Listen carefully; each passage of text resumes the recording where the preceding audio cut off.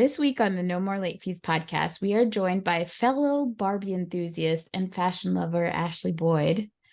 Hi, Hi. Ashley. Hi, Danielle. Hi, Jackie. Thanks for having me. I'm excited. You have no idea. Like, let me just tell you something. I feel like you are a kindred spirit because the moment your mouth opened and started talking about Barbies, I said, I like this girl for real, for real. I mean, like, I love all the content that you talk about. You're just a really good storyteller. You know, your content is just, you could tell that it's just off the cuff. Whatever you're thinking, and you're really funny. It's just like your personality altogether. Very fun to watch. And it feels like you're like, I'm listening to a friend kind of tell me a story, which is really cool. Symptom of my mental illness. Years of low-key not being the only child, but being the only child and talking to myself has made me entertaining. And I was a very unattractive child, so I was able to gain a personality. Oh my God. Well, one of my good friends, Shayla, I was, telling her that you were going to be on the show, and she was like, oh my God, I love Ashley. I was like, I know, I send you all her videos. It's funny, like, we must have discovered you at the same time. And it's like, we don't know who introduced who to you. And it's just been a great time. And then I was like, and she wasn't nice. She wasn't mean to me when I sent you all those Barbie pictures, because you had done like a deep dive because people don't know the Ken and Barbie breakup situation, and you were giving them history. So I was like, let me go get these pictures real quick. No, it's really weird. Like, the thing with me and Barbie is, like, my parents are not like fans of Barbie. I think they just were like, oh, she needs dolls, because I was really like kind of rough and tumble. But they didn't like silly. My parents are not like, they don't like silly shit. They're like, I'm not giving you like just like, we didn't get like baby dolls and like, well, let's have like baby and play house. It was like, no, if you're getting a Barbie, but she's a pilot, and she's got to be black. I was not allowed to have white dolls. And if I did have a white doll, she had to be unemployed, which led me to think that like white women in general were unemployed. Because like all of my friends' moms, I didn't know they had jobs, because they were just like, they had jobs because I went to private school and my friends were white, and their moms, I just didn't know what their moms did, because their moms would be home in the afternoon. Some of them, like, I was like, your babysitter picks us up from school, but when we get home, your mom's there. So I was like, white women don't have jobs. And then like, when I like, the only white woman I know who had a job was like my friend's mom, and she was an opera singer, but I was like, that's not a real job. So I was like, oh, only women of color have jobs, because like the Barbies was like, I had Malibu Barbie, but like my Asian Barbie was like a doctor, and like my Latina, like Teresa, was like a veterinarian, and then like the black one was a pilot, and I was like, the white one was Malibu Barbie. I was like, oh, white women don't have jobs. I was like, that's cool. So I also subscribe to Black Barbies. I believe it's Mattel. It's a Mattel brand, but do you remember the Shawnee dolls? So they had like a whole line of just black. They weren't Barbie, but they were Shawnee and her friends, right? And they came in like 3 different hues of melanin, and they had crazy cool outfits and a gold Corvette. They were styling. I don't remember these. Yeah, you gotta look into Shawnee. I was obsessed. So I had Shawnee, and then I had Black Ken. I had an MC Hammer doll, which I adored. MC Hammer doll. Yes, Hammer doll hurt me pants and everything. And I had 2 white Barbie dolls. I had a Barbie and a Ken. And I said to my mom later on in life, I'm like, you didn't think this was weird? Like, you didn't say, Danielle, this ain't right. I made my white Barbies be like the housekeepers, and they never had like beds.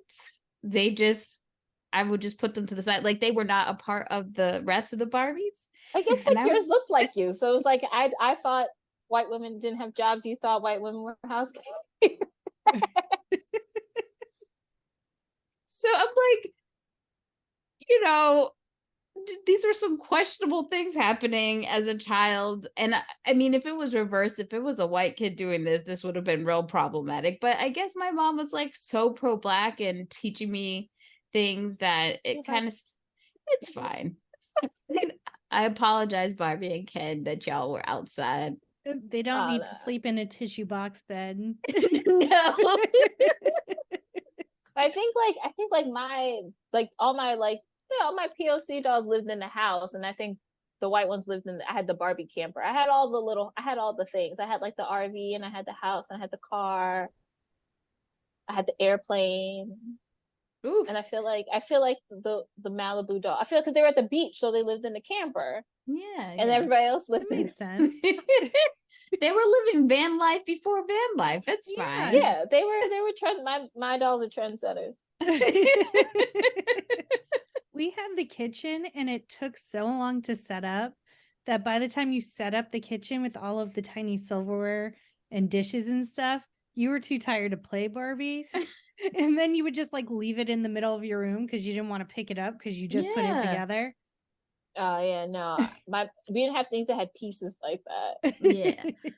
I had the little glassware sets. There was a furniture company that made Barbie size furniture that went out of business. And so I had to make a deal with my mom that said, give me this loan so I can invest in my portfolio of Barbie stuff and I'll pay you back later. So we bought all of the furniture and it had like all the little glass cups. And she would be nice enough. Like my mom was not with me making a huge mess, but when it came to Barbies, she would let me set up that Saturday because the setup was a long time. And she's like, okay, I won't touch it so that you can play all day on Sunday. Thanks, Christine. Really appreciate that. But how did you get into doing TikToks? So I work my like real job in real life. I work in like social media and influencers and new tech and innovations. So I have every app on my phone. Like my cousin got a spill code and I was like, can you send me one? Because at some point somebody's gonna ask me about it. Yeah. So I was on like what was that one that nobody uses anymore? Clubhouse. Yeah. Yeah, I was on that. That's just like part of my job. So like I was like, I had downloaded it, but I never made a profile. I was like, let me download this and see how this works. So when people ask me about it, I'm like, can speak knowledgeably. Yeah. And I was like, okay, but I felt like you couldn't really understand how it worked by just like watching videos. I was like, I have to like make them. And so like, if I got bored, I would make a TikTok. And then I was like posting probably at like maybe, I think I've been doing it for maybe like a year. And I had like maybe 3,000 people following me for like on a regular, which was surprised the hell out of me. I was like, you care? I was like, people care about what I was saying. I was like, oh, I'm not talking about nothing. And then I made like the rush talk video, and I like all of a sudden like I went and I put it down because I made like in the morning. Yeah. And then I was like, I posted it. I was in the bed, so it had to be like 8 o'clock in the morning. I was like, and I went to like do something, and then at like 12, I was like, what the fuck happened? It's like maybe a 10-second video, and I was like, I was like, what? I've never seen as many. I was like, why do I have like 500 notifications? And it just like, and I was like, oh, I guess this is it now. And then like my family, not even my family found me, like people that my family knows found me. Oh gosh. And was like sent my cousin the video and was like, oh my god, this girl's so funny. And my cousin was like, that's actually I was like, yeah, people know me now. That is like the scariest thing, that you think you're in a silo and only like a certain group of strangers are going to see you. My cousin screenshotted a picture of me. Some other page took a video that I did on TikTok and like shared it. And she was like, this you? I was like, what? No, that's not me. Never seen it before. It's the weirdest thing. It's like you don't it's also the ones that go popular are never the ones I put effort into. Right. It's never I look nice. It's always like I'm in my bed in a robe. I got like a do-rag on. Like I look crazy or I'm just talking nonsense. It's a weird sensation to be like, you have maybe like a couple of videos that have like maybe like 100,000 views or something because you just got lucky or whatever, to go from to like you post a video and like 2 million people saw it, and I'm just like, oh no, I have to keep doing this now because now it's weird. And it's like now, and it's weird to be like people, like it's weird to have people think that they're like like they know you for real. Like I was talking about this before, like I saw in like a 3-day span 2 people that I guess are like my mutuals or whatever in real life, and I was like, I want to say hi, but I was like, they don't know me for real. And then I was like, and it was like out of context, and it feels really weird to like go up to somebody and be like, hi, we follow each other on the internet. Because like I recognize you, but would you even recognize me out of context? It's weird because then it just like it feels like, how do you like explain like how like, oh hey, and they'd be like, oh hello, like why do you know my name? That's how it feels when we invite people to be on the podcast, because like, especially if we, like with you, we're following you and it feels like I know so much, so it's exciting to have you on. Well, we do have a game to play. It's called Rank 'em. It's similar to how, like on TikTok, we're going to give you random Cinderella movies from our time period, which is like 95 to 2005, and you're going to rank them in order of, let me just make sure. I think if it's any of the animated sequels, they're all getting ranked simultaneously flat at the bottom because my god, those are the worst. I haven't. There's so many Disney movies that have sequels that I did not even realize. But look, I have the DVDs for all 3 Aladdin movies. But Return of Jafar? What was that, the one that was trash because Robin Williams was not in it, and the animation. Woo, the animation on some of these Disney sequels. But Aladdin's dad was in that one, right? No, that was Aladdin and the King of Thieves. That was the third one when Robin Williams came back for that one. So it's an enjoyable watch. He's fine as hell. Oh. He's zaddy status for real. The gray. All of it. I love it. You just love a Disney daddy. I do. Because they King only Triton. all have daddies. King Triton, man. I'd be sweating him at the Disney World ride where you see his all jacked up abs. Hell yeah. His weird nipples. Yeah. Yes. He looks real creepy in the face, but that body? All right. What's going down there in the animatrix? A genital-free man. So we have 1 through 6, 1 being the best, 6 being the worst. And Jackie's gonna throw them at you, see where you stand. And it's blind, so as I tell you, you have to rank them without knowing what's coming. Okay. So our first one is A Cinderella Story.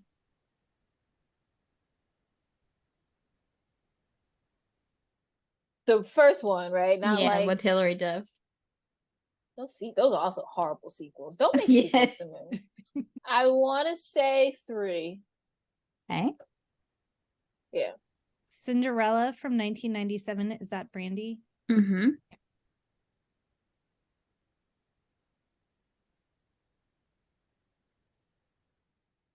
I want to say 1 for the culture, but but Brandy is not even my favorite part of that. Facts. That movie. My favorite part is the Queen. My mom's obsessed with Bernadette Peters. Yeah. She passed that on to me. My favorite song is that Why Will Never Want to Be Found? I love it. So I guess Peters is great. I guess 1. Okay. I'll say 1. Okay. Next we have Ella Enchanted. I did not like Ella Enchanted. Was that Cinderella? It's like inspired by. It's I a remember book, but it's based on Cinderella. that might be my least inspired. favorite Anne Hathaway performance. How many are there? There's 6. 6. 4. Okay. Cinderella 2. That animated shit was, which one was it? That's going 6. I don't even remember which one, because I saw Cinderella 2 and I was like, this movie came out, is older than my mother. I don't know why we made this 40 years later. And then it was like, was that with the evil set? I saw, what was it? Stitch. Oh, it was Anastasia, the stepsister, and I think like she found like a man. Yeah, or Oh yeah, because the Stitch in Time or whatever is the hell. when they time travel. My goddaughters had me like, Ashley, watch Cinderella, and I was like, okay. And they put us like, the fuck is this? All those movies are bad. Here's another animated one. Yeah, here comes the next one. Happily Never After. Is that the black one? No. It was there was like a series on Oh yeah, I do. A series on HBO that had like multicultural like fairy tales. Is that not what that is? What is Happily Never? I don't even know what that is. Some sort of animated. It sounds familiar, but I couldn't. I guess 5. I don't know what it is. It couldn't be worse than Cinderella too. So. And our last movie, Ever After. So I guess 2. I think I have spot number 2 left. Yep. Not too bad. I'm just glad that we didn't have to include the 2020 version that they did I like the live action Cinderella. I don't appreciate the hate that the one with wait. The one with Bottom Carter and Kate Blanchett. Oh God, no, that's what I'm talking about. The Cabela, whatever. What even was that? I'm like, look, if you want to make modern Cinderella, make a modern Cinderella. I watched that. I was like, ooh, Billy. I was like, I don't give a shit about Camilla. I don't know who she is. All I know is Havana. So I was like, I watched this, and then I said, ooh, this is. I was like, even the babies got up and left. So I was like, I know this movie is bad, because the 2 of those nut jobs will sit down and watch anything, and they were like.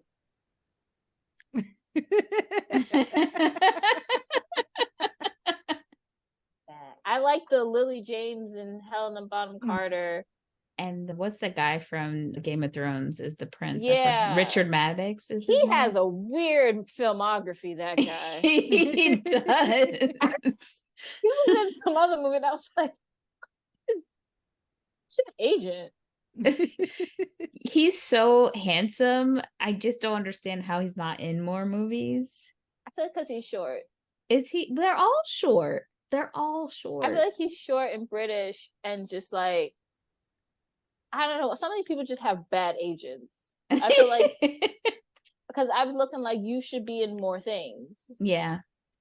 And they're not. He was in Rocket Man. Yeah. He did a Netflix show, Bodyguard. He's on that.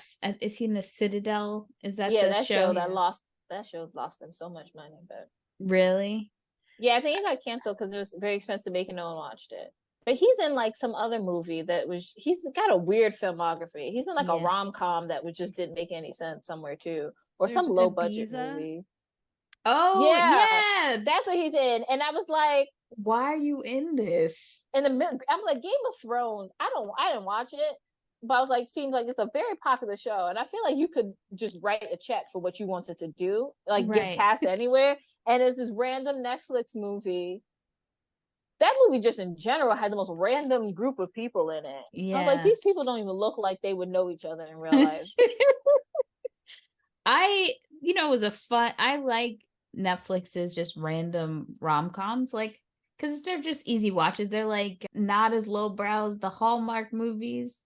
Oh, don't get on my heart. It's Christmas in July, okay? Yeah, I like them, but it was also random to see him in it.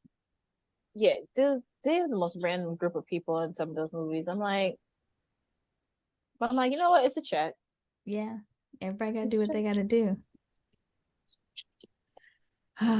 Well, so Jackie and I used to work at Blockbuster, and we used to be able to pick movies for the employee picks wall that we Mm-hmm. could recommend. So we're going to make you an honorary Blockbuster employee today and let you pick 3 movies from 1995 to 2005 that you would recommend. Now, if you can't think of anything too off the top of your head, or you're not sure like what year it came out, just throw it out and we'll tell you if it's in that time frame. Okay. Only because I just saw somebody talking about it and I just made a TikTok about it. My favorite like manic movie is Get Over It with like Oh my God, we love We it. love Get Over It. Kristen Dunst and Cisco. We covered it last season and it was so unhinged. We actually had one of the actresses. You remember how Martin Short, there was a girl who played like his assistant? Oh, she had like the little long Yeah. brown hair. Mhm. That movie is so like I had the bootleg copy of that movie that my mom got because she had like these students who and one of her students sold bootleg movies. My dad used to get me bootleg movies. I used to rent movies out of my dorm and I called myself Blackbuster. So he would send me bootleg movies from New York and I'd be like, just in new releases, Bamboozled, Spike Lee joint. Oh no, you said Bamboozled. I thought no, but what was the movie? Is it Bedazzled? Yeah, I was thinking about that movie. I was like, what is that's the thing? I was like, what is it? But Brendan Fraser, I had like a good run. Yeah. Yeah. I don't know. Let me try to think about movies.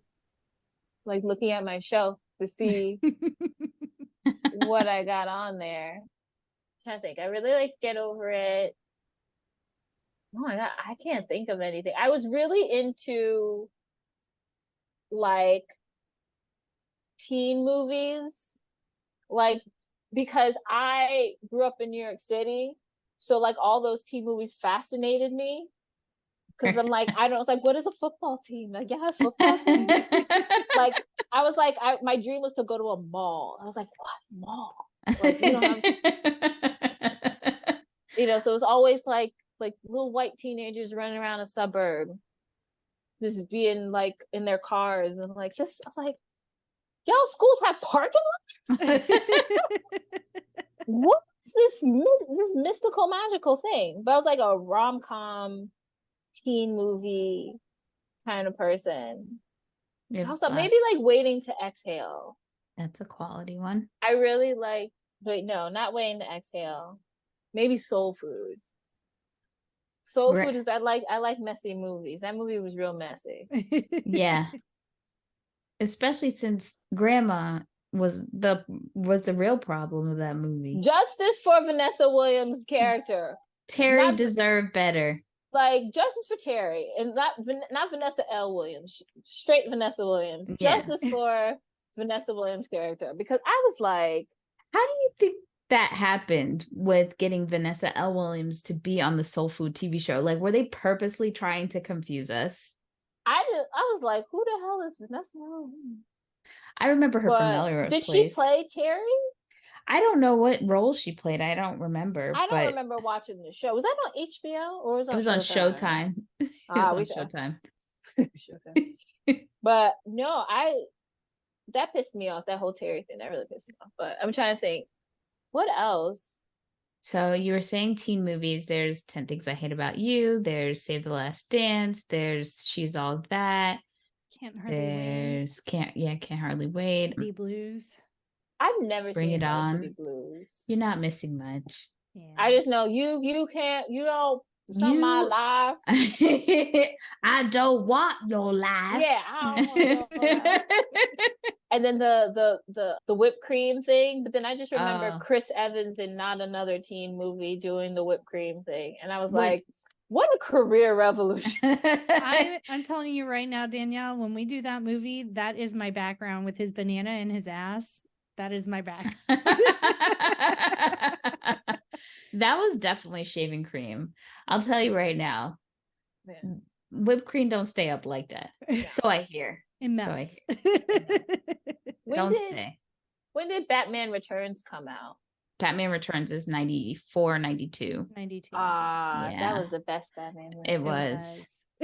So I'll pick George Clooney's nipples just for kicks. Excellent. I love it. Batman The and one Robin with the yeah. Lucia Silverstone. Yeah. I love how they kept changing Batman, but they kept the same Alfred for like every movie. Yes. Yes. And like we weren't supposed to like, was this James Bond? Like we were supposed to know he's a different person. Ah, Love those it. were good. So why don't you tell everybody where they can find you on social? I'm on TikTok and Instagram. And I think whatever that was, it Lemonade, but I don't really be on Lemonade. That was just like a panic move that everybody had. Smashly Boyd everywhere where, you know, your tickets are sold.